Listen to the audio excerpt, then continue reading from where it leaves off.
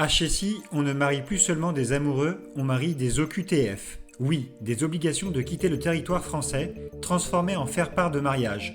Comment est-ce possible? Encore une aberration de la justice française.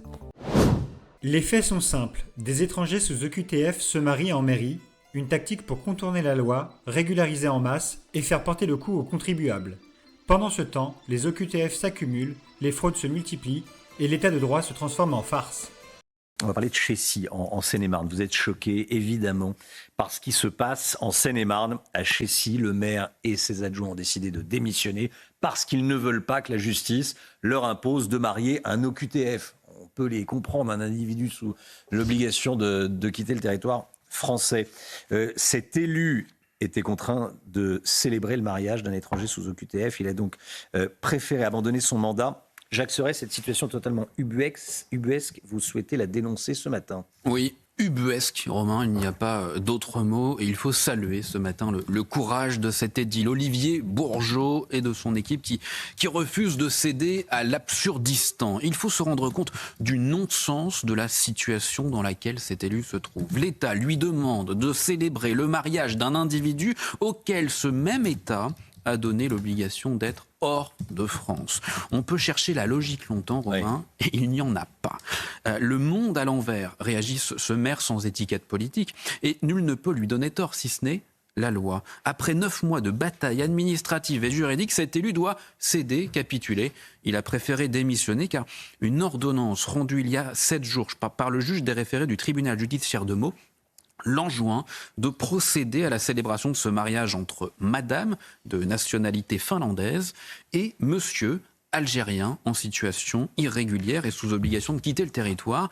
L'OQTF n'a pas été exécuté par l'État. Cet individu n'a pas été appréhendé ni renvoyé. Et c'est le maire de cette ville de 7000 habitants qui est inquiété. Oui, ça suscite évidemment énormément de réactions. Oui, mais à droite uniquement. Le président de l'Association des maires de France, David Lisnard, apporte son soutien au maire de Chessy et à son équipe. Il rappelle qu'il bataille depuis 2023 pour supprimer cette aberration parmi tant d'autres. Le patron des Républicains, Bruno Retailleau, a lui aussi réagi. J'avais choqué quand j'avais dit comme ministre de l'Intérieur que l'état de droit n'était ni intangible ni sacré. Cette lamentable affaire en est une nouvelle fois la preuve. Quand l'état de droit est incapable de protéger les Français et même d'appliquer tout simplement le bon sens, alors il faut le changer.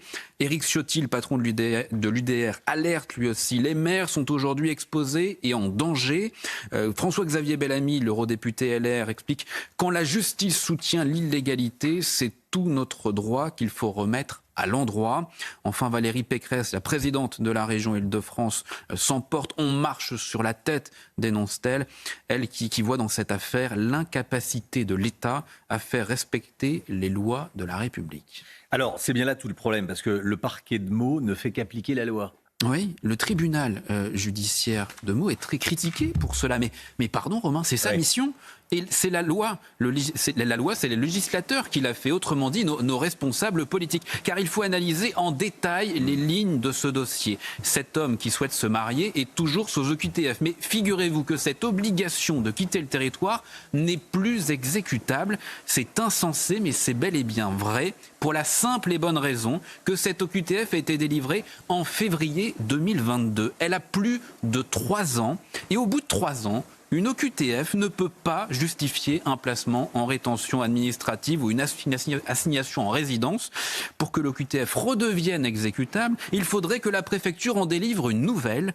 Par ailleurs, si le mariage de cet Algérien sous OQTF avec cette Finlandaise ressortissante européenne devait avoir lieu, cela lui permettrait d'obtenir un titre de séjour et donc de sortir de l'irrégularité pour la simple et bonne raison qu'il s'agit d'une ressortissante européenne. Bref, l'absurdistan jusqu'au bout, d'où la nécessité de faire appliquer les OQTF. Pour rappel, en 2019, Emmanuel Macron avait avancé l'objectif de porter à 100% leur taux d'exécution. Nous en sommes très loin.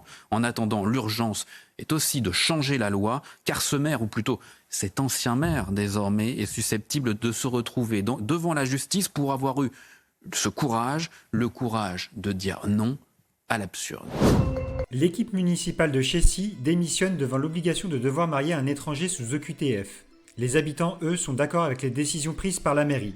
Alors, qu'est-ce qu'on attend pour faire changer la loi ? Depuis lundi, cette commune de Seine-et-Marne n'a plus de maire ni d'adjoint. L'équipe municipale de Chécy a démissionné après avoir été forcée de marier un homme sous obligation de quitter le territoire, notifié en 2022. Il ressortait des déclarations de monsieur que sa motivation semblait plus résider dans la régularisation de sa situation personnelle que dans le mariage. Dans le doute, nous avons signalé le dossier au procureur de la République. Le procureur a répondu qu'il ne doutait pas de la sincérité de la relation, qu'il ne s'opposait pas au mariage. Sans officier d'état civil, impossible de procéder au mariage. Ici, les habitants que nous avons rencontrés soutiennent la décision de l'équipe municipale. Je trouve que c'est une prise de conscience. On n'a pas à valider un mariage d'une personne qui n'est pas acceptée sur le territoire. À partir du moment où quelqu'un est en OQTF, il quitte le territoire et donc il ne peut pas se marier. Je pense qu'il a fait, pour moi, le bon choix. Je pense que sa décision, elle est courageuse et c'est respectable, en fait, tout simplement. Le maire de la commune et ses adjoints restent néanmoins membres du conseil municipal. Ils n'ont pas souhaité s'exprimer. La France n'est pas un hôtel. Ces mariages frauduleux, c'est une insulte à la loi et aux citoyens, et dans certains cas, cela a conduit à des problèmes de sécurité intérieure. Alors, si vous aussi vous trouvez cela absurde, partagez cette vidéo, exigez des comptes, et rappelez à nos élus qu'ils sont là pour nous défendre.